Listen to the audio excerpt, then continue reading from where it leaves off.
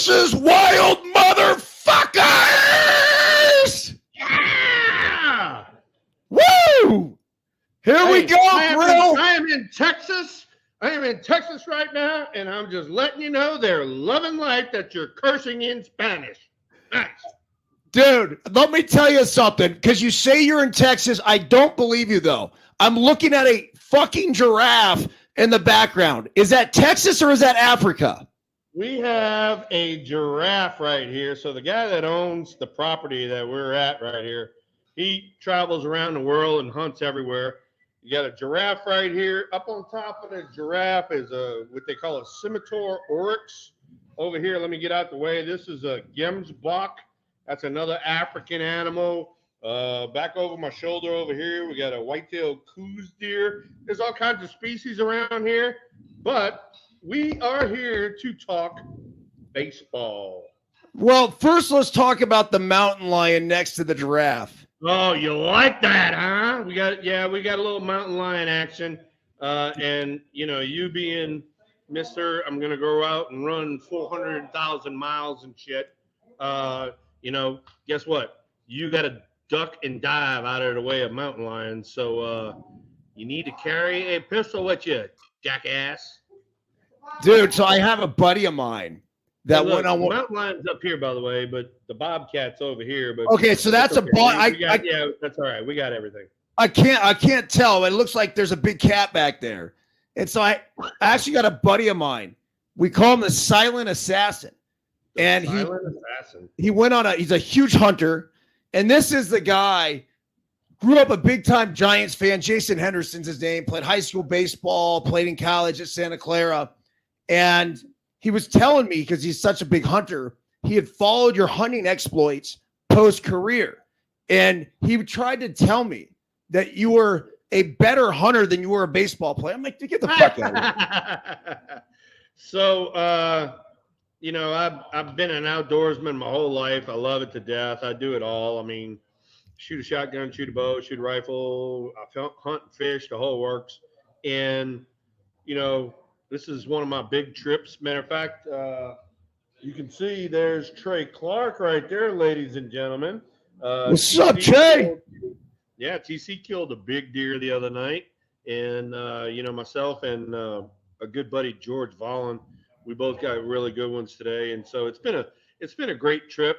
It's a good way to, start off our hunting season here in the South. And, I know that everybody kind of enjoys, lean meat and stuff like that.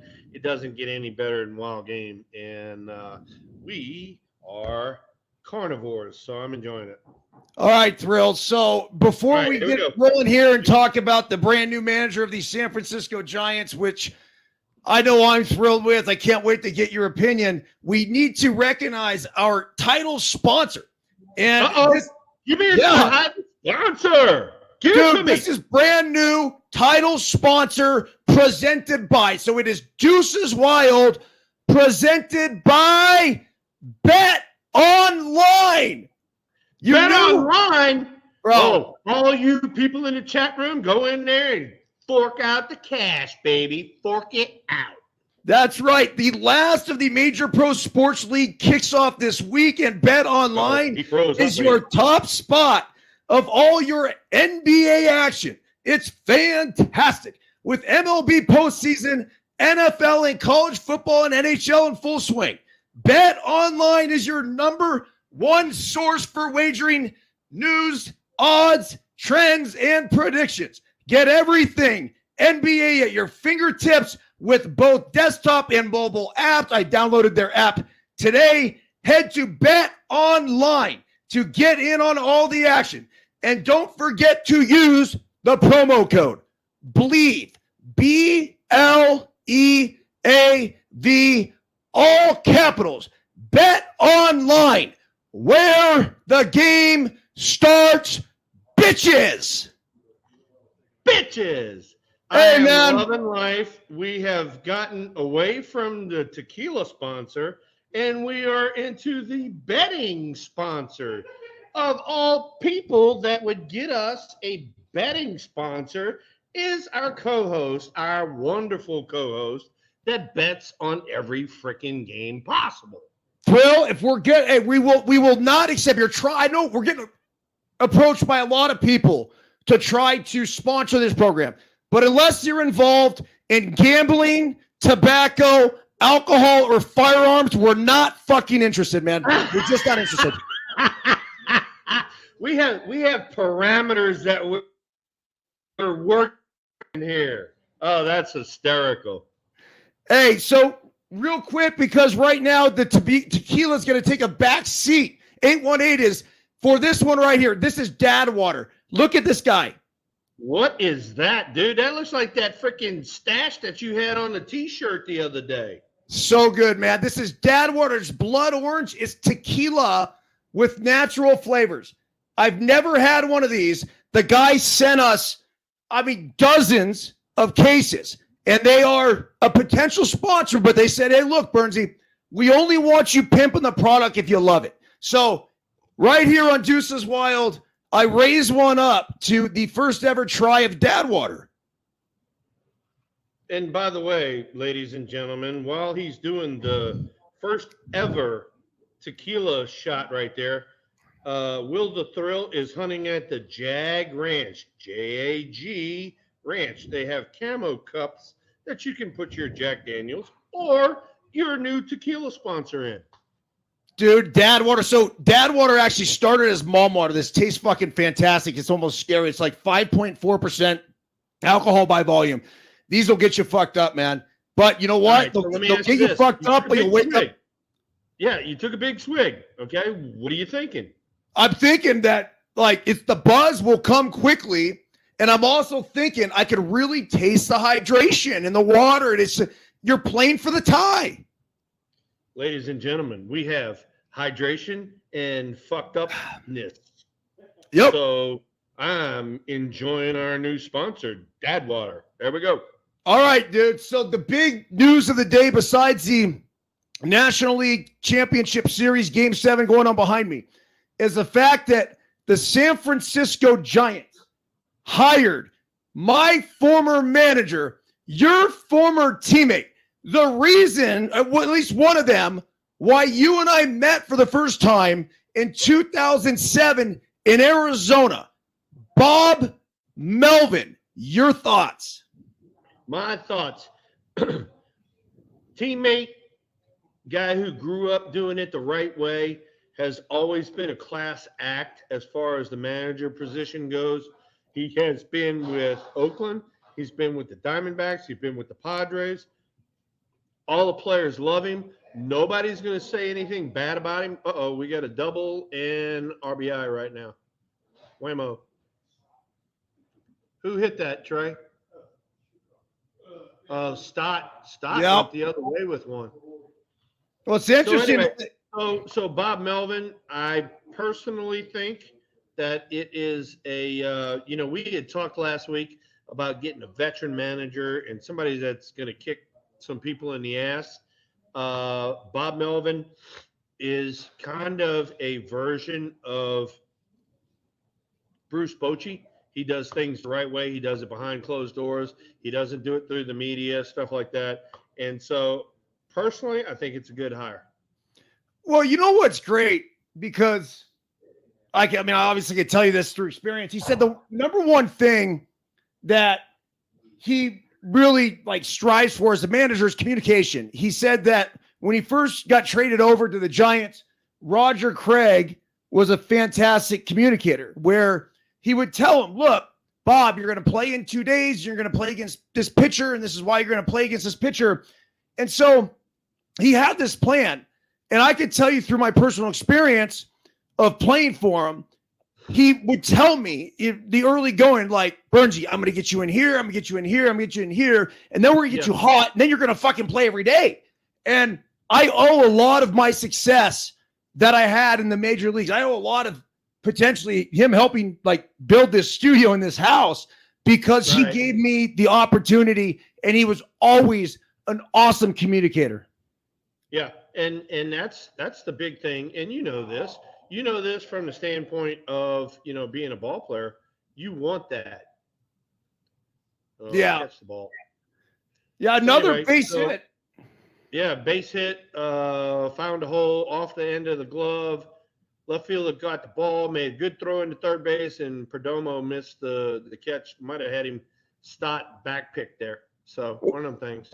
Well, it's a big thing because every out matters. I think there's going to be a lot of runs scored in this game. The over-under total was 8. When you talk about gambling, I am a gambler, and I put action on the over 8 today. So I'm rooting for some runs. But if you're Perdomo right there, bro, catch a fucking ball. Like, dude, obviously, I have my. That's not a hard pick right there. That's a nice high hop. You ought to go with it. So, but anyway, hey, look, right after, Bo Mel, I get the reports, and I still haven't had it officially reported from the San Francisco Giants. I'm just getting, the memes that everybody else is getting. But, I've also had, 2 or 3 questions about Matt Williams. And that is a great question. Is Bob Melvin going to bring Matt Williams with him? In the past, as you well know, he's had Mike Aldretti with him. Guys that are old school Giants that know how to do it the right way. Is he going to bring that into the clubhouse, into the dugout? Too early to tell. We'll figure that out as we go. But like I said before, I mean, Matt Williams is freaking awesome. I love Matt to death. We were in the middle of the lineup for years. If he's a coach, he's going to be a goddamn good one. I can tell you that right now. So that becomes the golden question. Is Bob Melvin going to be forced to retain the 16 other coaches that were on the San Francisco Giants staff? Oh, my God. And I will say this on record. I hope not. We do not need 17 coaches for the San Francisco Giants on the Major League roster. We do not need that. And Bob Melvin, like I said, he's old school. He does things his own way, but he knows deep down in his heart he doesn't need 17 coaches to figure out how the hell to manage a team. So if I'm Bob Melvin, I'm not going to make any crazy demands. I'm not going to ask for a 5-7 year contract. I got to believe they're going to negotiate something in the 3-year range. I'm really proud of the fact that the San Francisco Giants ownership group got involved. I know Buster Posey was in on the meetings because Farhan only has 1 year left on his contract. So if this doesn't work out, I sure as fuck did not want this to be one of Farhan's selected guys. You needed to make this decision collectively as an organization. The thing that I love about it, Thrill, is that it's a connection to the past. It's going back to what the Giants have always been about. When you came up, it was Willie Mays, it was Willie McCovey, it was all of the greats before you that you and your boys paid homage to. And then as it continued to go on, it was always there. And then in the past couple of years, it's like they lost their identity. You mentioned them stripping down the pictures in the clubhouse or whatever it was. Like, we're going to do our own thing. Well, you know what? Fuck you.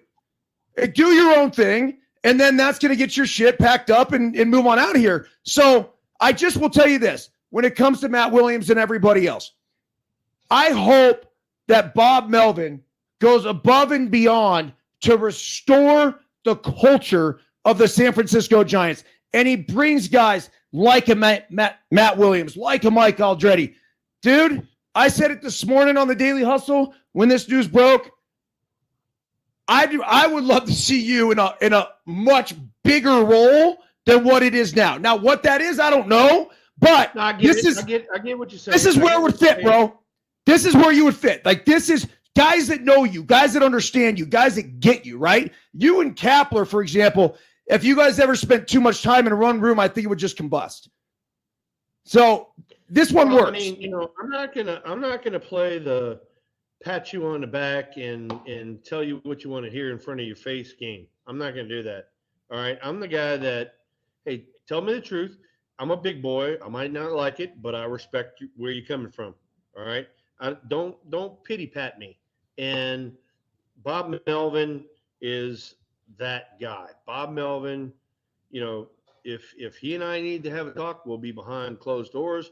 We'll get, I'll air my dirty laundry. He'll air his dirty laundry, and I'll be like, Bob, thank you, man. I really respect that, And so personally, just the way baseball works, and you know this just as much as I do. Look, when you hire somebody from the outside, they bring their boys in.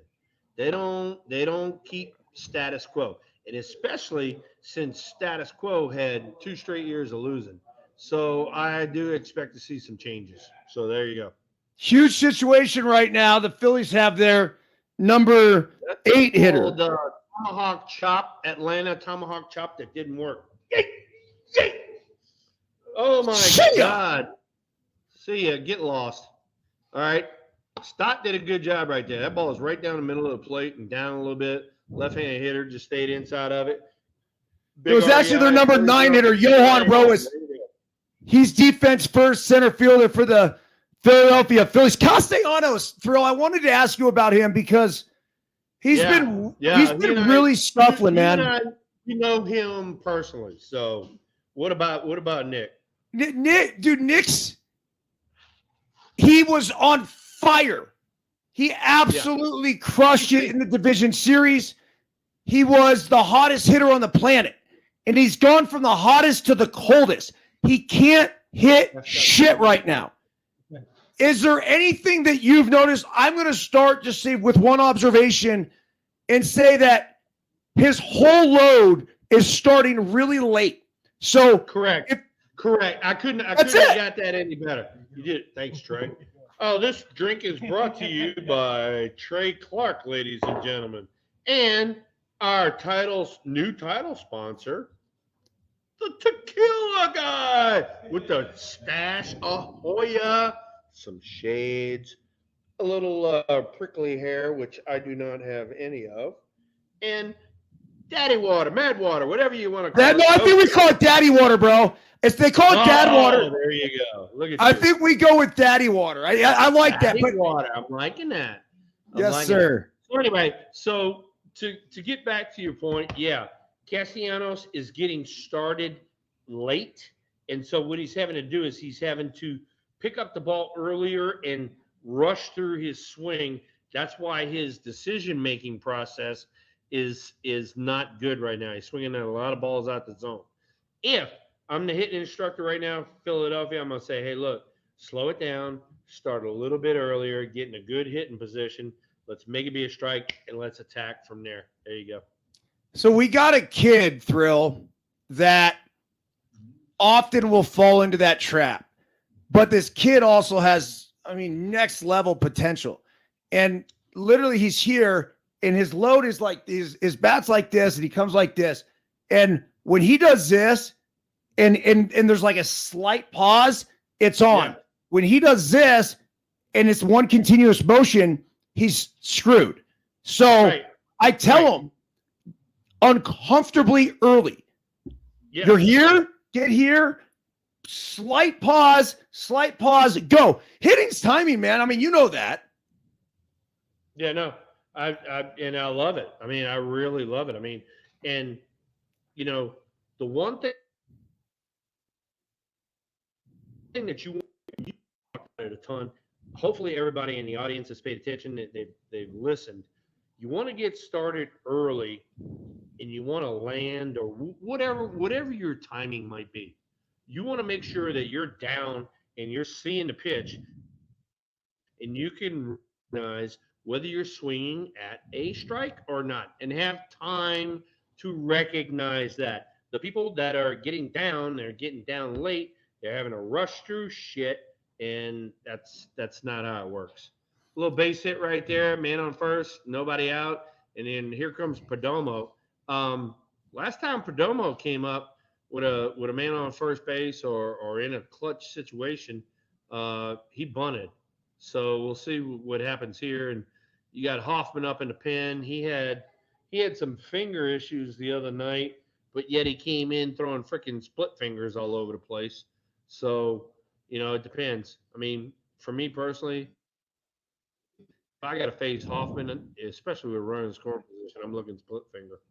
This is pretty deep into the game. I mean, right now, both starting pitchers, I would say, figuring that all hands are on deck, have exceeded where they're supposed to go. You're looking at top of 5. So this is a 4-inning game now. All right, and so everybody in the here goes Perdomo button. Oh my God, what thrill! You knew what the shit he's gonna do again. Here you go, ladies and gentlemen. That's called paying attention. Swing the fucking bat, right though, there. Man. I don't think this is it. This isn't. You're on the road. Well, here's the thing. If you want to drop a bunt in the 5th, why not put a hit and run on? That does the same damn thing. All right, here we go. Bunt. Oh, fuck me. All right. We called that before the at-bat started, ladies and gentlemen. The bunt sucks, man. All right. It's like, wait. There's nothing endearing about that. It sucks. Wait, who's behind Perdomo? Well, Carroll's on deck. Who's behind Perdomo? I got it, Thrilly. It's Ketel Marte. It's the top of the lineup. All right, Ketel Marte. All right, here we go. Ketel Marte, I am not looking fastball. Now they threw a first pitch curveball. There we go. First pitch changeup. All right. He is trying to pitch backwards right here. There was a changeup right there. He's not going to challenge you 3 straight pitches with a fastball. It will be something off speed. So that's how you hit or runners in score position. He's 0 for 2 with 2 strikeouts, Thrill. Here, ladies and gentlemen, let's guess this pitch. Cut her in. There you go. Still hasn't thrown a fastball and won't throw a fastball unless it's out the zone. Well, the idea, right, with the lefty going to the righty is hard in, soft away. Let's see what they do now. Yep. That's going to be a swinging bunt foul. Look at this number. All right. Why would you swing at a 2-0 changeup high and away out the zone? That's called because I'm a moron and I don't know what's coming. It's not even close. So, all right. So there's another thing right here. You see where the ball kicked hard to the left there? That means the Phillies don't have the baselines angled in because they're not worried about the speed factor. Back in the day, that was really a big thing, man. How they would cut the grass based. Huge thing. A huge thing. If you had a team that could run, the base pass was always angled back in towards the field. You put a bunt down the line, it would always go fair. It would never go foul if you had a team that could run. So Brandon Webb was the ace of the 07 Diamondbacks team that went to the NLCS. If you looked at what change up down on the dirt, see ya. Oh, look at him. All right, he went to 2-2, 3 off speed pitch. I mean, he still hasn't thrown a fastball yet. Hello, McFly. Thank you for being a moron. Just walk off the field. You are not going to see a fastball in that situation. Get off the field. Dude, it bounced in front of home plate. Hey, this is what I try to teach the Giants, and freaking nobody pays attention. It's like, I've been there, done it. All right, this is how you drive in 100 runs every year. You have to think with the guys. All right, and when you say, "Oh, well, that's not my strength," well, I'm not going to pitch to your strength, you freaking moron. Here's Corbin Carroll. He's 2 for 2. He is the Diamondbacks' best player, in my opinion. And this is a huge spot, obviously, hoping to be able to get this out. Or excuse me, get a big knock right here. Corbin Carroll's been fantastic, Thrill. I mean, this is. Might as well go ahead and look off speed. All right? That's 93 in. I think he hit off speed earlier. He's not trying to throw a four-seamer right here. All right? This pitch right here is 2-1. There's no freaking way on God's green earth he's going to throw a fastball right here. Okay, we'll figure it out. The 2-1 pitch, runner at second base. Fastball up the middle. He threw it. He whacked it. That's a base hit, Thrill. 2-2 Diamondbacks. Tie it up. Hey, guess what? That's why we make our living off of moron pitchers, because he's not paying attention to the game. Here comes Rob Thompson, and he's got the ass. Well, fuck, dude. Corbin Carroll was 2 for 2 already. We're trying to pitch around this fucker. That's why we're throwing off speed pitches, and you throw him a fastball out over the plate. Here it is. Fastball down the dick. Yeah. Look, and he's so pissed off. Guess what? He didn't even back up home plate. Look, he stood in front of the mound. All right. That's what you get. Hit. Guess what? Exit stage left. Perdomo, nice job. I'll give you some props. You freaking got the bunt down. That's your run. Nice job, Perdomo. Overall, a decent job by Ranger Suarez, I guess. I mean, he went 4 innings plus. He gave up 4 2/3. He gave up 6 hits, 2 runs, 6 strikeouts, no walks. I mean, you can't ask for much more, right? It's fine. No. But here's the thing. In these tough situations of these ball games, it has to deal with pitch sequence. And why he threw the pitch sequence he did right there, I have no idea. I'm walking you through this as a hitter, all right? Who is going to hurt me more? Is it going to be Corbin Carroll, who's my 300 hitter, can run, can steal bases, all that sort of stuff? Or is it whoever's coming up? Trey, is Christian Moreno, Gabriel Moreno. Right, well, Moreno. Yeah, he's been pretty good this postseason, but he hasn't been as good as Carroll. Carroll's been better. Yeah, but guess what? I'd rather face him than freaking Corbin Carroll. Well, with the base open, it's like you don't have to fuck with him, right? Like you're not going, right? You're not going 2-1, what 2-0, 2-1 fastball down the middle. Yeah, and guess what? He already chased one pitch in the dirt. Throw him another one. You know why why do we have to throw him a fastball down the middle? Why can't we throw him a breaking ball down and see if he chases? So there you go. All right, this is Dad Water number 2. This is called what's on the front of that? On the front of that can? It's called the Gary. Oh, this is fucking great, man. Oh, all right, Gary. How's that one taste? Well, it's pineapple. Look, it says jalapeno on the bottom of it. Pineapple jalapeno. And the first one was blood orange. Pineapple jalapeno. I saw jalapeno on there. What was the first one? Blood orange. The first one was what? Blood orange. Try pineapple jalapeno. Here we go. Ready? All right. Test run number 2, ladies and gentlemen. Oh, fuck, man. Yeah. This might get my ass burning in the morning. That is what I'm looking for. Yes, sir. Ooh, so do you like the blood orange one better or the pineapple jalapeno? No. I don't know how many of these you could have, but this is legit. I like this better than the first one. And Corbin Carroll rips the bag. Check that out. Hey, look, it's about time freaking Corbin Carroll finally freaking ran out there. Second stolen base. Forever. Well, dude, so he hadn't stolen a base in this series yet. He wasn't getting on a lot, but he got on last time. He went lefty first move off of Suarez. This time he takes off on Hoffman. Now watch this shit right here. Ready? You pull that shit, man, I'll rip third on your ass too. He's like 1-5 to home plate. Yeah, but here's the thing, all right? So now Moreno freaking hanging breaking ball. We just talked about when you get runners in score position, you're going to get off-speed stuff. So Hoffman's got 2 options. He's either going to throw a high heater or a split, one or the other. Here we go. Corbin Carroll fucking with Hoffman in second. Breaking ball's going to be a base hit. Corbin round third. It's going to be a plate to plate. They're going to run Let's see, Castella's got a hold. They cut it off. They got Moreno. Don't give away an out, dude. Where are you going? I guess you just keep yourself up. Going back. Okay. Whatever. They'll take it. The Diamondbacks take the lead 3-2. All right. So now here's my critique on that right there. I hate that. Moreno gets the hit, all right?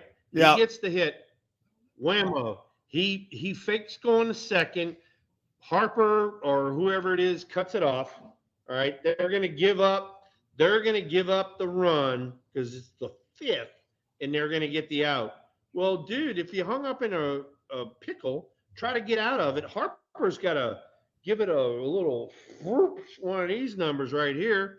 And Marino goes into first base. Well, he didn't even go into first base. He went around him and just gives up the out.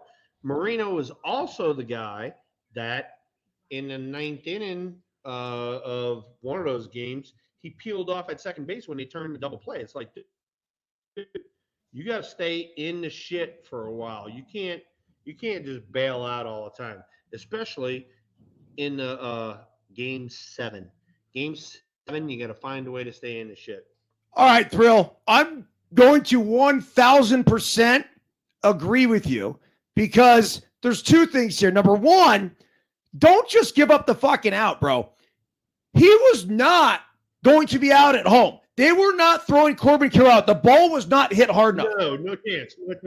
No chance. So, on that note, no, you have 27 outs to give, and you have 27 outs to get. Right. Don't give away an out. Don't. Correct. And you have to know, you're the hitter. You've played with him all year long. You have to know Corbin Carroll's going to score on that base hit. So I am not going to wander off first base too far. And that's what I'm trying to tell you. This has happened at least 2 times, maybe 3 times during this series. And Marino, look, he's a good young player.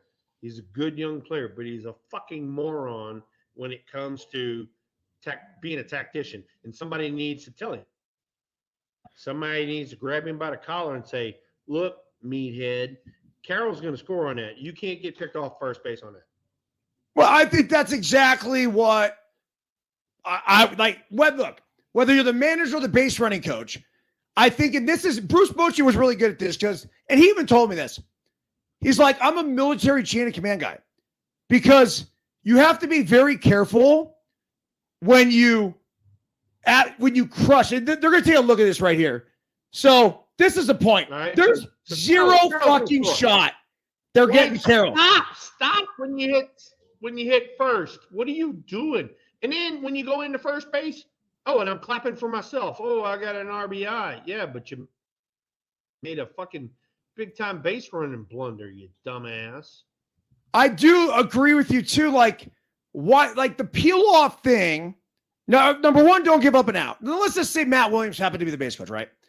So if you're the manager, well, you can do it yourself. I mean, you can decide what you want to do. Now the Phillies are back at it.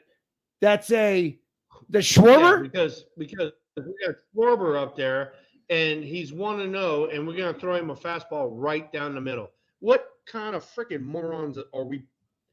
God, who are we pitching out there? Have we not paid attention to what Schwarber has been hitting this whole series? Jesus. Yeah. This is a guy. He has 5 home runs in the fucking series. And what are we going to do? We're going to throw him a fastball down the middle on a 1-0 count. Can we please get one ball on the outside corner? And here's another fucking bunt. Stop fucking bunting. Stop. This is going to be a high-scoring game. We're not playing for 1 run. Both teams are trying to give outs away, you dumbasses. Look, jeez. Yeah, but here's the thing. Wait. Here's the thing. Perdomo is a 230 hitter. Trey Turner is not. Trey Turner can do some freaking damage. Let Trey Turner do the damage. He's hitting 362 with 1,000 OPS. If he bunts again, I'm going to throw up. Okay, that's even worse. Oh, jeez. That is awful. Maybe he bunted on his own, just try to try to get him over. There's no way you can hook that ball. All right, look, if I'm the bunting boy, well, then the next pitch, I have to be the freaking hit at the right field boy. And that's bullshit right there. So explain that right here. So basically what Trey Turner was trying to do is get Schwarber from second to third. But like Thrill said, if you're going to do that and you're going to sacrifice swinging the fucking bat, at least give me an approach the second time that says I'm going to right field. That's why Trey Turner has an inside-out approach anyway. Trust your approach. Stay inside of baseball. You got some dog shit lefty on the mound. Go get him. Yeah. Yeah. And so, oh, Bryce, did God, he missed one right there. It's gonna be close. No, he missed it. He missed it because he was sitting on it. There was no way that Harper was going to get a fastball right there. He was sitting breaking ball, and he just flat out missed it. All right, so now we're going to get pitch and change because we got Bohm coming up, right-hander. Harper, he came out of his shoes on that one. He just missed it. Such a good swing. Look at him. Look at it. See, that's he knew it. He knew that he was going to get a 1-0 breaking ball, and he just flat out missed it. So we got a pitch and change coming up right here. Thrill, I've tried it. Imagine that. We got pitch and change. Imagine that. I've tried to explain to our LTP boys. I'm like, there's outs and there's good outs. And you guys, when you guys make outs, it's okay, but I want them to be good outs. That right there with Bryce Harper, like that swing was a savage swing. Savage swing. Hey, we need to have some other people jumping in the chat room here. There's like 1 or 2 people in the chat room. We need to have others jump in there. Come on, dude, y'all fire some questions at it. Thrill, we got a great audience. We're getting thousands of downloads a week. We have now moved into one of the top spots on Apple. It fluctuates. We've been as high as number 3. So let's make sure we keep this live and interactive. In the chat tonight, I just fired up for the first time. Obviously, we got the man, myth, and legend, Stephen Luker. Tommy Luke. Is Tommy Luke with you? Oh, Stephen Luker has been firing us up. Yep. And then we got Big Mike. Big Mike's always in here. And then Danny Gomez. Danny's been chatting it up. Go ahead on, Danny. That's what I'm talking about. And then we have other people that are just chiming in. Calm down, you chimers. So a question for you. Yeah, I mean, would you be willing to take on the hitting coach job? That's a tough one. You know what? That's what Danny's chunking out there. And my big thing is, look, if I'm gonna do the hitting coach job, all right, look, been there, done that kind of thing. I need you to pay attention to me. If you're not gonna pay attention to me, it's gonna be in one ear and out the other. And I know better than you know, even though I hit 240 last year with 14 homers and 43 RBIs. Guess what? You can kiss my fucking ass because you can't hit. You can't hit in the major leagues. So there you go. There's my answer right there. I just don't know if I know you could do it, and I know you could kill it, and then give you the right assistant that buys into all the shit. We're sitting here watching the game. You and I are watching the game on freaking TV every freaking week. Every week. And everybody in the chat room can freaking figure this one out, right? I'm calling pitches left and right. I haven't hit in 25 years. Yeah. Right? I'm calling pitches left and right because I pay attention to the goddamn game. I pay attention to what the starting pitcher's got working. It doesn't have working. And on and on and on. And why people would not use that information is beyond me. I do not get it. It is because you are a self-centered son of a bitch and you're good at hitting 240, but you don't want to hit 300 and you don't want to drive in a lot of runs. So guess what? Fuck you. Yeah, sure. It's just, look, Thompson comes in and gets out of this. It's still going to be 3-2. That's tough. That's a leadoff double by Schwarber that goes wasted. I just think that when it comes to Schwarber did a great job. Schwarber did a great job. You got a freaking double right there. Trey Turner tried to bunt him over. All right, look, wait. Trey, look, dude, you are one of our best hitters. Don't bunt him over because I want you swinging the bat right there, but I want you aiming for right field. So try to drive his ass in right field, and then we got Harper coming up behind me, etc., etc., etc. Don't give up an out. He gave up an out. Thank you, my brother.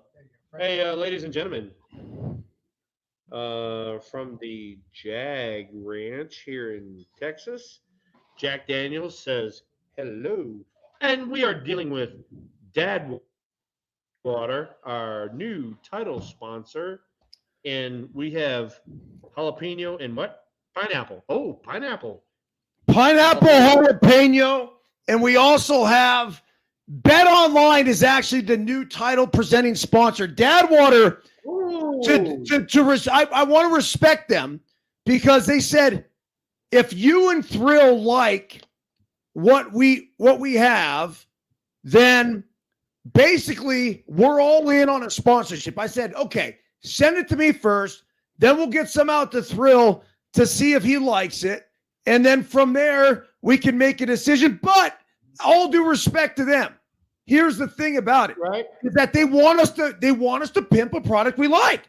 I will tell you right now, as somebody that has 2 to 4 cocktails a night, this is fucking fantastic. At least, yeah. Hey, look, and then not only that, you're a pimp. So there you go, pimp on. Question for you, ladies and gentlemen. You know, I know not a lot of you are avid outdoors people, but I am going to give a plug for the Jag Ranch. This is the stud that the Thrill just got a hold of this afternoon. We have a lot of nice venison. Big Mike and Jason, Tommy Luke, who's in the audience. Oh, yeah, we're going to be eating good here pretty soon. So how many points is that buck? Do you count like the number of antlers? Is that how it goes? Yeah, you do. And that was an 11-pointer, and he's got some kickers on him. But the guide who guided me is like right here, so I gotta talk really good about him. Is Peter Jones. He's done a great job. His cousin Stewart's over here. He cooked us freaking steaks, unbelievable. And look, this is what I freaking for. It's like, look, you and I did it every day. We fucking busted our ass from February to freaking October. And when I got off the field, I wanted to freaking decompress. I wanted to chill. This is my chilling right here. So the thrilling is a chilling right now. Well, I love it, and that's why I bring up like the hitting coach job for the Giants. I know you and I both love the game, but damn, man, when you're not going to be, and I'm not going to assume you're not going to be able to get through these kids. I'm going to assume that you would be able to get through to them, but it's just a lot of tedious work. No, I get it. Yeah. Where I like your role now. Like, number one, the thing about the minor leaguers, they fucking listen. So I can make an argument. Your impact could be just as big now, if not later. And that's the thing. That's the thing right there. Okay, look, and we had this discussion last week. That ball's hit pretty good. Oh, right. A good swing, but right at him. So we had this discussion last week. We were like, what about working with the minor leaguers, the major leaguers, all that sort of stuff. I thoroughly enjoy teaching the game to the people that want to receive it. And I know that the minor leaguers want to receive it.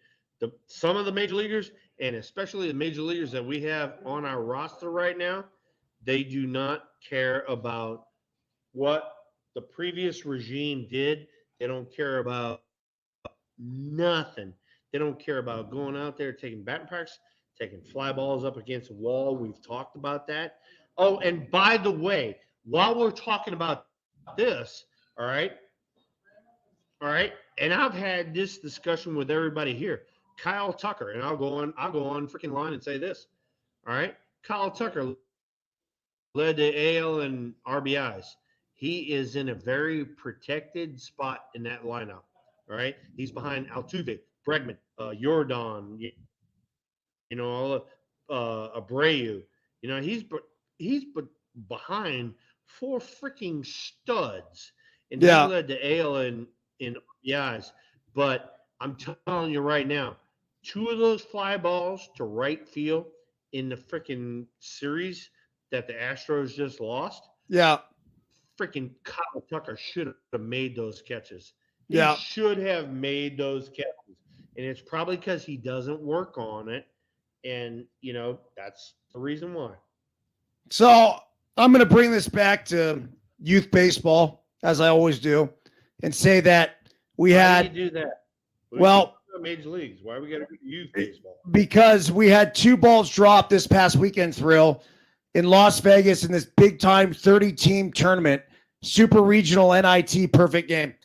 And now one of them cost us, one of them, I won't say cost us the ship, but let's put it this way.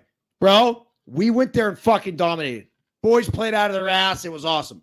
The one thing that was no bueno was outfield players get the base hit up the middle. But Gurriel got a base knock up the middle. So, Thrill, I've tried to explain to them, and we beat, ironically, a team out of Texas in the semifinals. We walked them off. Dramatic walk-off. We had to face the pitcher of the year, throwing 77 with a wipeout slider. 12U.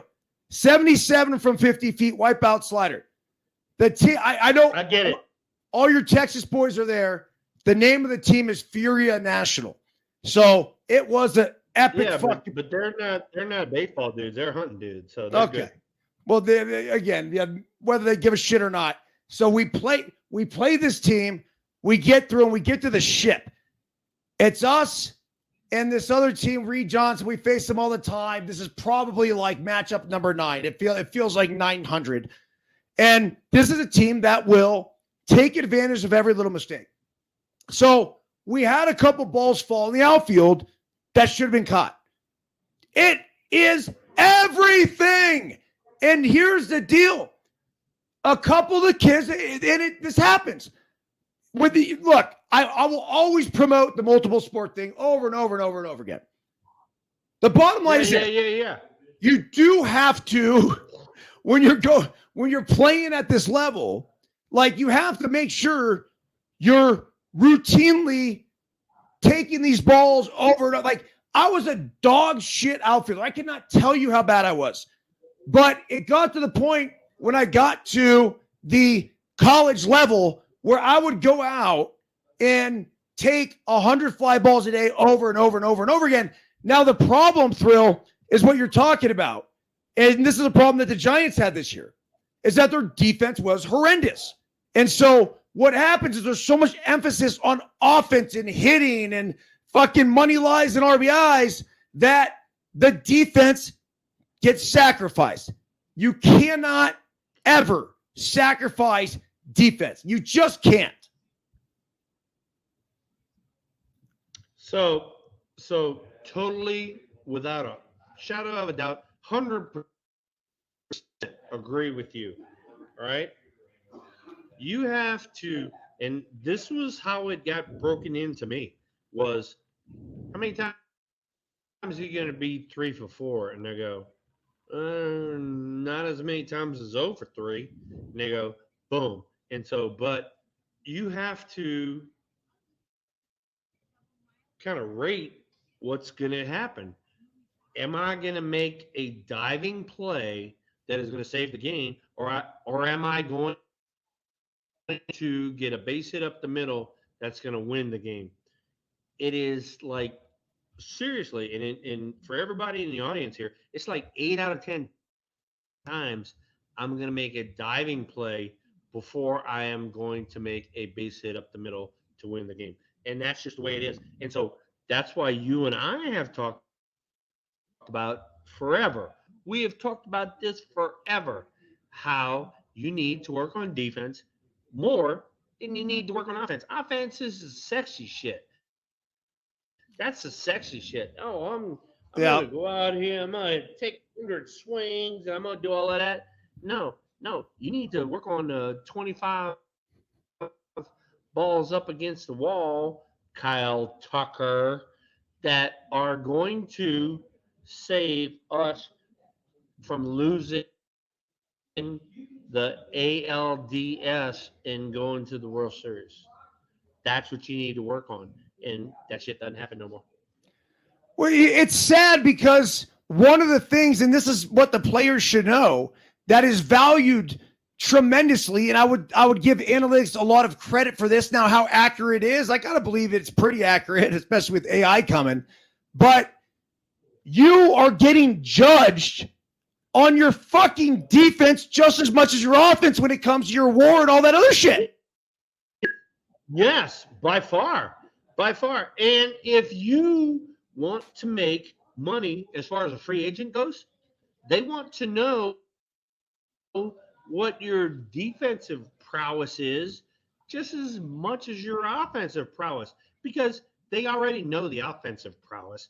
They want to know how you're going to stop the other team from scoring runs, or if you're a fucking dummy and let everybody and their grandma come in. All right, Thrill. So we're in game 7. I take that. I played in a game 9 in the Dominican. It was intense. I've never played in a game 7 other than the Dominican. I played in game 5s, winner take all games. It's a little different, man. Right? Like the pressure goes up. How have you ever played in a game 7? Was the 87? Did that go 7 with the Cardinals? No, it went 6. Okay. And so we missed out on it.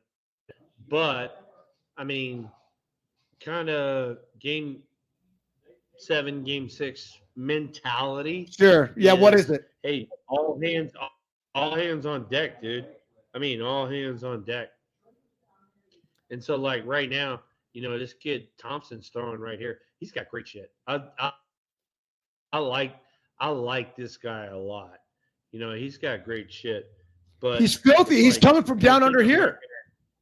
Yeah, but don't think I'm not going to have 2 guys up in the pin, because this is the fucking 6. This is the end of our season. Maybe. Oh, shit. What a play by Marte. Ow! Play by Marte. So Christopher Mad Dog Russo today, Thrill, said he'd quit his job if the Arizona Diamondbacks beat the Phillies in game 7 tonight. Really? He said that? What are the odds that Russo actually quits his job? He shouldn't put his ass out over his skis, because Arizona's got they got a good little ball club. All right, so now let me ask you this, and this is for everybody in the fucking chat room right here. What is the difference between Arizona and LA, San Francisco, those kind of teams?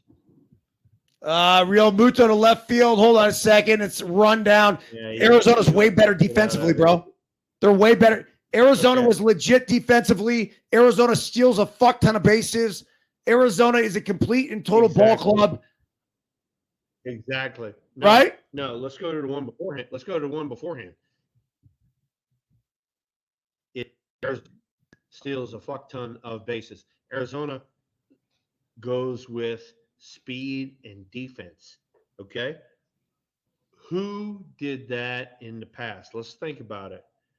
Oh, shit. It was the St. Louis Cardinals. With fucking Vic Bowman, Willie McGee, Ozzie Smith, Jose Oquendo, Terry Pendleton, and Tommy Herr, and they had one fucking, here we go, ground ball, dude. Dude, that's why I love Thompson right there. He just gets ground balls. All right. Yep. So now, all right. So no shit. I mean, you got freaking 7, 8 guys in the lineup that haul ass. All right. They play great defense. You got a bunch of guys that are really good situational hitters, and then you got Jack Clark being the big bopper in the middle of the shit. But what happens? Oh, excuse me. We only go to the fucking playoffs and World Series every fucking year. There's a formula right there. Speed fucking never runs out of outs. What was it like playing Never. against those guys, man? They were a bitch, dude. I was Dude, watching you guys. They were tough. Every time you had those Byrnes come up, everybody had to step in. And that's what's happening with Arizona. I mean, they got Carroll, Marte, Perdomo. Thompson. Yeah, exactly. Or Alex Thomas. Alex Thomas is his name. They got guys that can, Thomas. Yeah.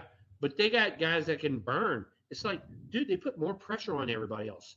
Whereas the teams that sit back and wait on the 3-run homer, we can pitch to these guys. And so there's a difference. There you go. Yeah. And you chunk a Galen and a Merrill Kelly and whoever else. I mean, those are the two guys. And then other than that, like they got some dudes, but like, you know, they got Fat here, but they had two starters. You know, Fat came on at the bottom, and I know it's fodder, whatever the fuck you want to call it, dude. Come on, let's not. We'll call him Fat. It's just you got to call that kid Fat. It is not that he's fat, but it's the pronunciation of the name. It just works better. So Fat comes on. He's been great in the postseason. Unbelievable. And that's what it takes. You got to have 3 starters in the postseason. Hey, look, and Fat did what he needed to do, and he turned it over to the bullpen. So here we go. You know, I mean, he got him through what 4 or 5? I don't have stats in front of me, but yeah. So, hey, look, you know, we got some comments on the board about, you know, like Dave Dravecki and all that sort of stuff. Yeah, I was the first one to Dave Dravecki when he broke his arm, and it wasn't a good scene. I'm not gonna paint the picture for you, but I'm just gonna let you know that I was holding his arm in place, shall we say, and then till this day, Dave and I are like best buds because he knows I was there for him. I got to meet him. I didn't even care about where the baseball went. I didn't give a fucking rat's ass. I went out to the mound to be there for Dave. And so there you go. Yeah, I got to meet him at your retirement ceremony, Thrill. He seems like an awesome, awesome guy. Dude, he is one of the best human beings you've ever met in your life. By far. Danny Gomez here is wondering, Thrill, if Nolan Ryan is really a dick. Nolan Ryan is a fucking stud. That's what Nolan Ryan is. Yeah. Nolan Ryan is a guy that doesn't like hitters. And God bless him. I mean, fuck, he had to face how many thousands of them. And, you know, hey, look, I kind of took advantage of him here and there. But, hey, I didn't mind it. It was a hitter-pitcher thing. You know, we talked about that before. Tell me the story when you first saw Nolan Ryan when you were playing for the Rangers. And I don't think he was playing at the time. He was done, but he was in the clubhouse. How did that go? Yes. So in 1993, he blew out his elbow, right? And he signed a 10-year personal services contract to be with the freaking Rangers, right? And all right, fine. So I'm, you know, one of the guys in the clubhouse, and freaking he'd come in the clubhouse and say hi to everybody and walk right by me. And some of my teammates were like, hey, what's the deal with you and Nolan? Why does Nolan always like walk right by you and not say hi or anything like that? And I go, hey, dude, it's an old school hitter pitcher thing that you guys don't understand. And it's the way it was. I mean, hey, look, you know, you got a guy that had some success off of me. I'm going to stick it to him some sort of way or another. And that's the way it was. You got to have that mentality when you're playing. But I will tell you that when I got done playing and I'd run into some of these pitchers and stuff, I was always, dude, what's up? And I'd have been super cool. But I hated the fraternization so much that oh God, I hated that. I stopped running, Brill. I stopped warming up in the outfield because I didn't want to fucking talk to the other team. Yeah. No, I get it. I get it. I hated that shit. I was born and raised with we don't fraternize with the other team. And now it's like these bastards out there fucking hugging on each other, kissing on each other. Like, what? You know? But it's just the way it was. So. Yeah. Yes and no. I mean, it was embarrassing. By the way, wait. Pete Kinney even said this. He said his first game at the Stick was Dravecki's like comeback. Really, Pete? If you were there for that was the freaking bomb. I'm talking about like that freaking Candlestick was rocking. That was against the Cincinnati Reds, by the way, and Candlestick was freaking rocking. And because of that game right there, that catapulted us into the playoffs. Let's start with the 1989. It didn't matter whether the game was in August, September. It didn't matter. That game right there catapulted us into the playoffs. Let's start with the 1989 game where you hit the ball up the middle against Mitch Williams. And I'm going to assume that that's your number one favorite game in Candlestick Park history. If you were to rate, like, I don't know, can you give me two more that you remember that like vividly that will stick with you? Like as in what? What are you talking about? I don't know. Maybe the walk-off of that Astros left-hander you hit in the fucking third deck. Maybe it was the game. You know what? For me personally, number one was the at-bat off of Mitch Williams. Yeah, I mean, for sure. I can't script that one any better. Number two was the upper tanker off of the Astros that freaking put us in first place, and we wound up winning. What was that guy's name again? David Meade. Oh, yeah, man. David Meade. We got to get him on the fucking show, dude. We do, because he's a Bay Area guy. Diamondbacks keep coming at you, Thrill. Yeah, it's Perdomo right there. Yes, sir. Holy shit, they're going to win this fucking game. Is Fox panicking yet? Oh, yeah, we'll see. Like, they're... Right, hey, do you have to go refill your drink? I mean, no, my wife's on here, so she could bring me up another daddy water. I mean, I know it sounds kind of dirty, but... Why don't she bring you up a daddy water? I'm going to go pee, and I'm coming back. Yeah, you go ahead, Thrill. All right. Let me... I'll take this over play by play. It's actually one of my new favorite things to do. It's 3-2 in the top half of the seventh inning. We have a runner on first base. It's Perdomo. Let's see here. Ketel Marte. He looks like ass, man. I mean, he's just been swinging at shit all night. So, no bueno. But, look at this. Let's see. Oh, it hits. He's got the guard on there. My wife listens. This is why I love you. Well, thank you, honey. Yeah. We say hello to the audience right here. Look at Thrill set up tonight. Oh, you've seen it from downstairs. Yeah. Blood orange daddy water. Yeah, I like the jalapeno one a little better. I'll have one more blood orange. I think I'll have 4 of these tonight. Oh. Is that a good number? Yeah. No, it's 5.4% alcohol.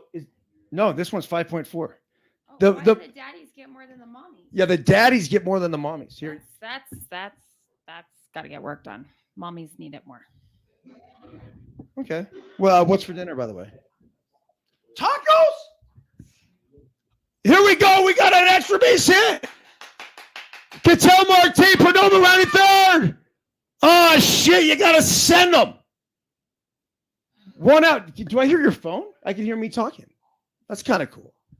Okay. Top 7 Now runners at first and third. Alvarado has given up a double to Ketel Marte. Marte's just up there hacking. He leaves a ball out over the plate, and it gets bamboozled to right field. One hopper off the wall. That's Castellanos throwing it in. I'm not kidding when I say this. I tell you what, Castellanos actually played out and pretty good off the wall. Hey, dude. Tara brought me another dad water. This is called the Rodney, and that's the orange, the blood orange. Rodney. All right. What's that one? What's that one? I like the Gary. I mean, this is the blood orange one.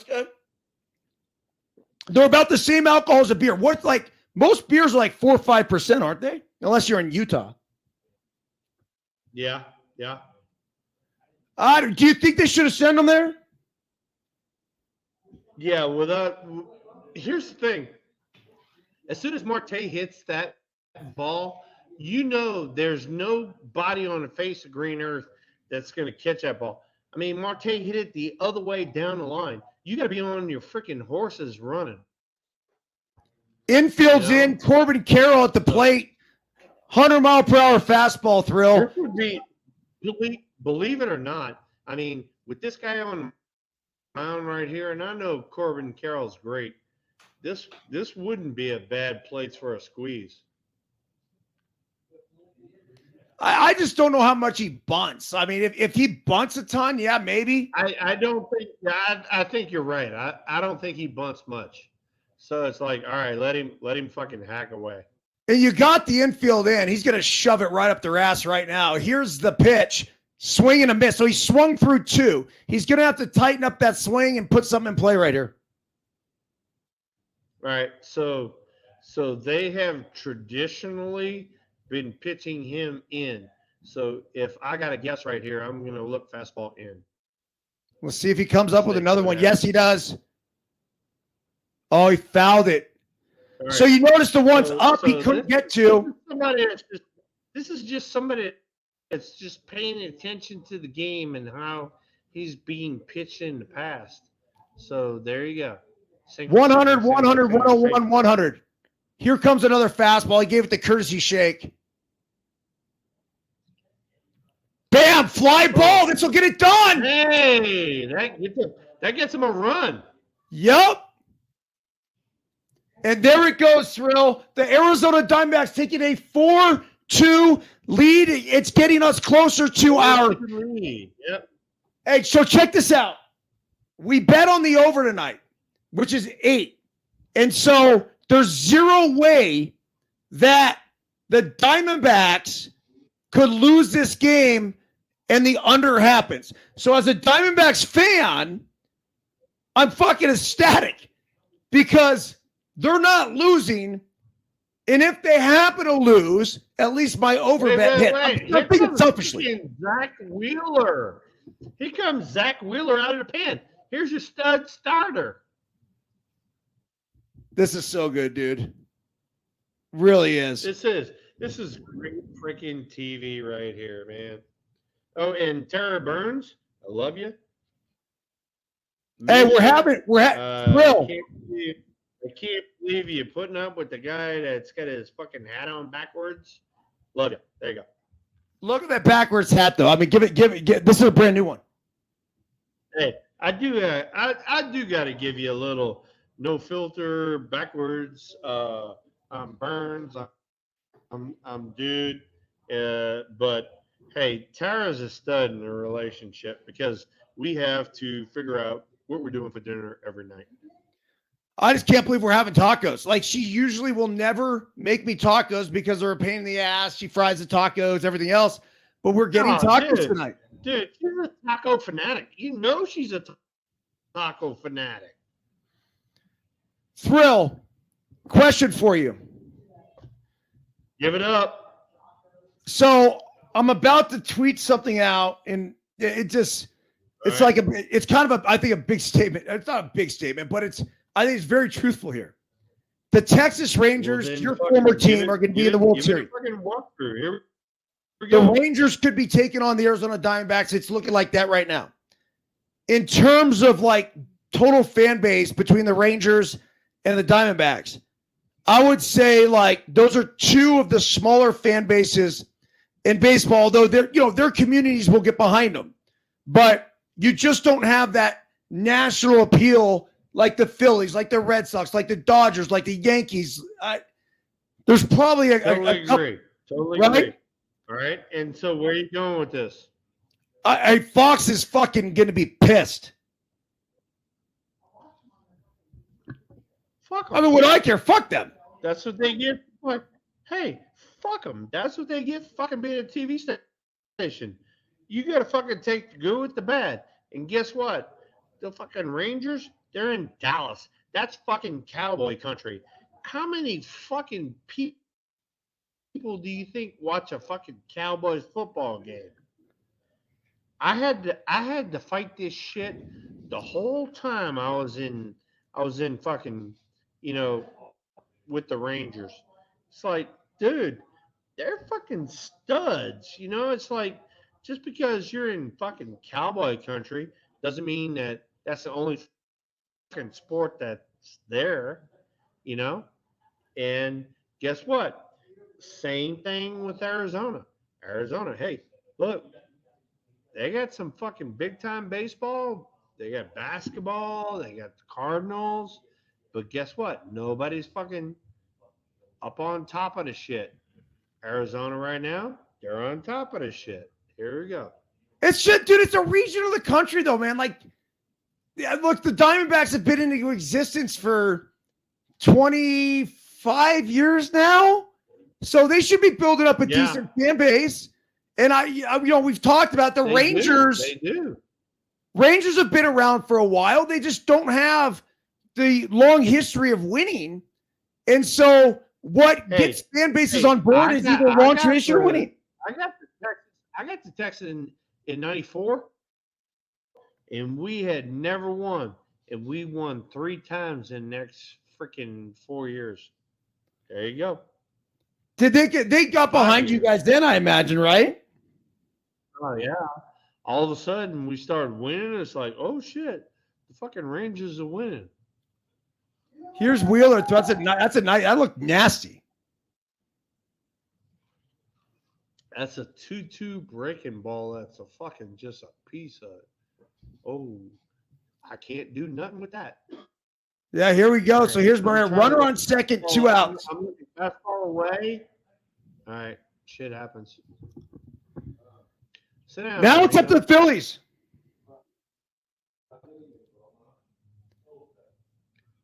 Thrill, how about your boys in Texas? Do they root for the Rangers or the Astros?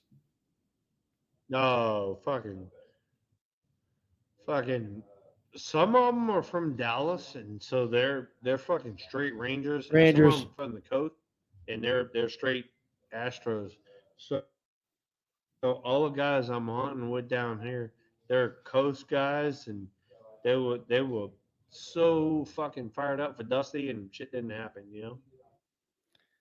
Yeah, hey, so talk to me about Bruce Bochy, dude. You got to be happy for him, right? Ooh, Dusty or Bochy? Bochy. Let's start there. No, I'm so fired up. But how about Dusty saying, "Hey, I'm about done here"? Yeah, I heard that. Did you see that? Yeah, that's okay, right? Did you see that? I did. Your thoughts? I mean, I think personally, this is because I have been in touch with Dusty over the course of the year. I think Dusty has got tired of dealing with the fucking nerd analytic dudes. And all of you people that are fucking nerd analytic dudes in Houston that have made Dusty Baker retire, fuck you, you fucking piece of shits. Yeah. There you go. Bro, like the whole thing, I mean, you have Dusty and Bochy, like two staples of the San Francisco Giants for years. You know what's so great is that you have both of those guys that ended up in the National League or the American League Championship Series. And then on top of that, you now finally have another manager that could very easily fall into that lineage. And he's taken the helm. He's 62 years old. Yes. And everyone's saying, like, Yes. you don't know how long he's going to be there, whatever. But, dude, I could see Bob Melvin there for fucking 10 years, at least. Honestly. It's 62, Totally 72, agree. retire, see ya. Totally agree. Yeah. But Here's the thing. Here's the thing. And I totally agree. Don't ever, confuse this. I love Bob Melvin to death. But Bruce Bochy, Dusty Baker, they have won championships. Bob Melvin, he needs to win a championship. And I think he has the pieces to do it in San Francisco right now. So there you go. I mean, we got to get him the. I think they're missing some pieces. We got to get him some dudes, but he's the right guy. Hey, look, we gotta get some dudes. I'm not saying that. I'm talking as far as coaching staff goes, but as far as like players go, we got to get some fucking dudes. And I can tell you this right now, and I'm looking you right in the face, every one of you guys that are at San Francisco Giants right now, you better step up the freaking pace. 230, 240, and 150 strikeouts is not going to cut it.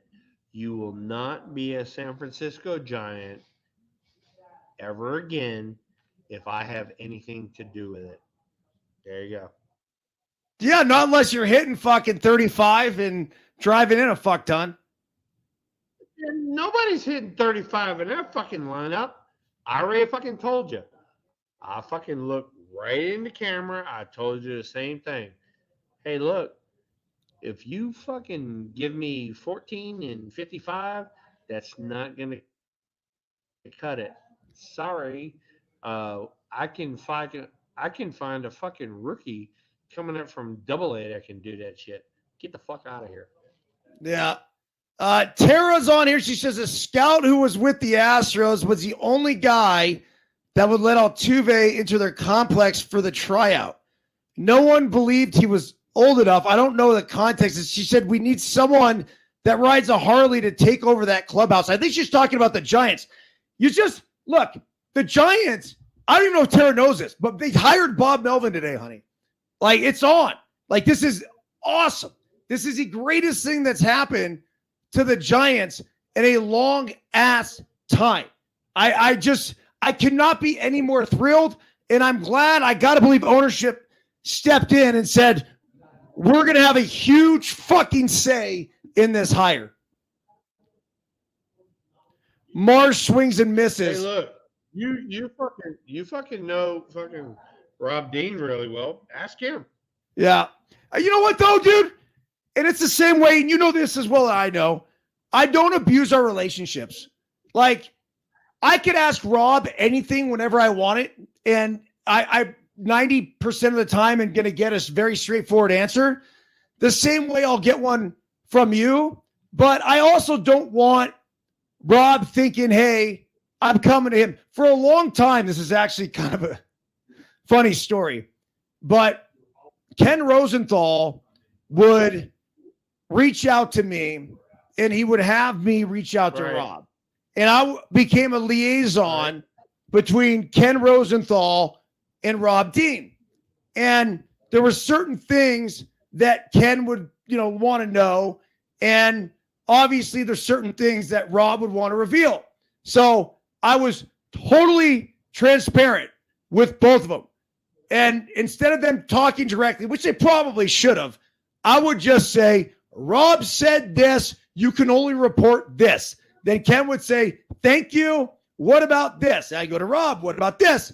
Okay, well, here's a little bit more, but you could only report this. That's how it works, man. It does. And that's the same reason. I get it. Bro, Baggerly got the news today before anybody that Bob Melvin was the guy that they're going to hire. And that was according to quote-unquote sources. Yeah.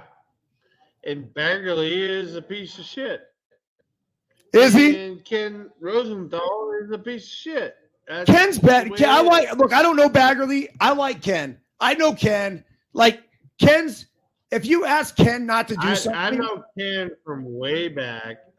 I know him from way back. Orioles days, right? Baggerly all of a sudden took over, and he's the Glenn Dickey and Lowell Cone of San Francisco. So there you go. Dude, not too many people remember them. I do, though. Glenn Dickey was a shit talker. And it's and Lowell Cone, too, man. And Lowell Cone, same way. 1 out, bottom of the 7th inning. 4-2 Arizona Diamondbacks. Lefty's on the bump. His shit looks pretty good. His name's Sal Frank. Don't know much about him. Yeah, and he throws a lot of off-speed shit. And he hasn't really challenged any of the two hitters that he's facing. This is 3-2 and a fucking change up. Did they get him? Or ball?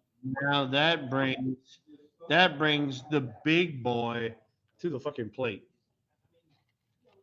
Okay, yeah, here comes Kyle Schwarber. Let's stay through this inning, then I got tacos, Thrill. I got to run, but we'll roll. Linda says, fuck Gary Radnish. Kari's saying, hey, Thrill, you can go lay down, honey. Your night's over. I mean, Kari, come on. I think Thrill's just getting warmed up.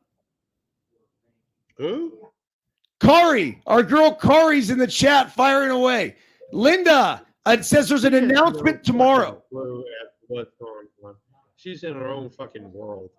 Okay. Well, we got overalls here, Phillies overalls. And we got Kyle Schwarber, 1 out, tying run at the plate. Throwing fucking balls. There you go. Wait, are you sitting curveball? Yeah, 2-0. And now Schwarber's going to be sitting on a breaking ball. 2-0. Okay, we'll see what happens. The Philly fans are getting into it. It's a madhouse there, but you got to believe there's some tension. 2-0 fastball down the deck. Wow, he was sitting breaking ball. I can't believe it. I don't care. He's sitting breaking ball. I would have been too. Okay, 2 balls, 1 strike, 1 out. Bottom 7. The pitch, breaking ball, away ball. Oh, fuck! Terrible call. Oh, he gave him a fucking strike call. I don't like this. I still don't like it. No, that was not easy. I watched that in full speed. I don't care. Slow mo and all you want. Here's 1,000%. This is going to be a breaking ball. 1,000. 2-2 pitch. Yeah. Did he go? Yeah. Strike. Oh. That one was more of a strike as the other one. I agree. Let's see. What? Yeah, it's about the same. He gave it to him, though. 3 balls, 2 strike. We'll see if the runner's in motion from first base. I doubt it. Breaking ball. He gets another one. This is an epic battle, dude. This is an epic moment. I don't want to use the word epic a third time. This is the at-bat of this fucking NLDS. CS, but yeah, you're damn right it is. All right. 3 balls, 2 strikes. That one. Break him on the dirt. First and second. Bryce Harper coming up. Holy shit. Throw it anywhere close. Oh, thrill. I mean, here we go. Yeah, this is it. This is a moment of truth for the Philadelphia Phillies. You're gone. See you later. Here comes Torrey. Hold on a second, though. Why? Because they got Bright. Oh, no, it's Trey Turner. Trey Turner, the right-hander, coming up. So Lovello is going out to get the lefty. They got to have another lefty ready to go for Harper. And here we go. I mean, this is exactly what I think people wanted, like just a casual baseball fan. This is a moment of truth. This is everything. This entire Philly season. The fans, Thrill, they were booing, dude, at the last game that they lost to the D-backs. And so there was a huge cry in Philadelphia. Like a lot of the fans, you know, you have the negative fans and the positive fans, but the positive fans are like, dude, fuck off. Like, stop booing our boys. Support our dudes, right? Yeah. The World Series, by the way. Unbelievable. I was looking at this. Starts on Saturday, October the 28th. Game 1 is going to be in Texas. 28th is when the series starts? Yep, and then they play Monday, October 30th. So, wait, hold on a second. There's no fucking way. Why do they have it like this? Because they have Saturday, October 28th. Right now it has Texas listed as the home team. I heard Texas would be getting home field advantage no matter what. Yeah, I heard that too. Yeah, no matter what. So then I guess the second game would be, they're saying here, Monday, October 30th. Okay. I don't know about that. It seems like it would make sense to go back to back and go Sunday, but maybe they're not playing on Sunday because of the NFL.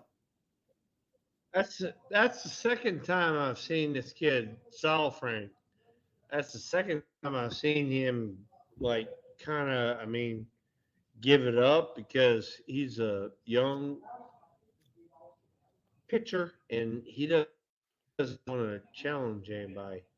All right, here's Kevin right here, Ginkle. Yeah, Kevin Ginkle. He's 9-1 in the regular season. I actually like this guy.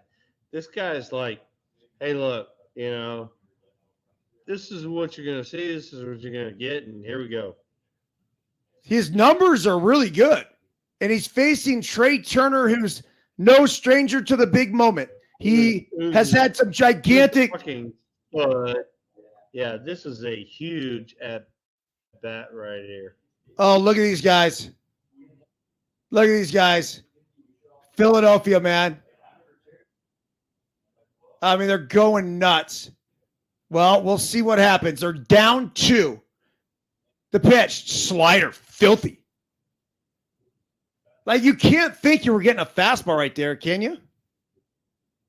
No, you can't. 354 in the postseason, 3 homers, 5 RBIs, 0 for 3 tonight. Runners at first and second, 1 out, 4-2 Diamondbacks, bottom 7. Another slider, and he's not even fucking close. Dude, but here's the thing. Both of those sliders are not in the fucking zone. They're not anywhere close.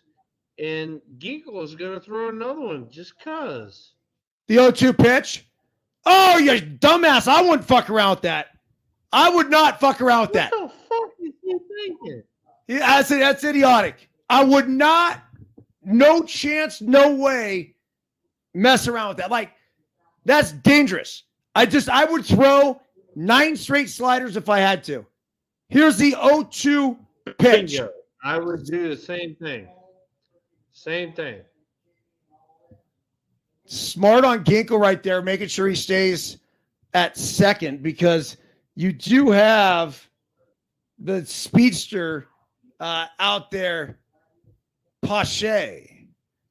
The 0-2 pitch. Slider, he hung it somewhat. Fly ball center field. Turner's lucky to make contact. Turner's pissed. Alex Thomas hauls it in. Dude, this is it. I mean, this is Bryce Harper coming up. Holy shit. And he's got to face him because they have to face 2 batters. So it's not like he can even go to the bullpen. Here we go. I don't know why. I mean, he didn't have a chance. This guy's nasty.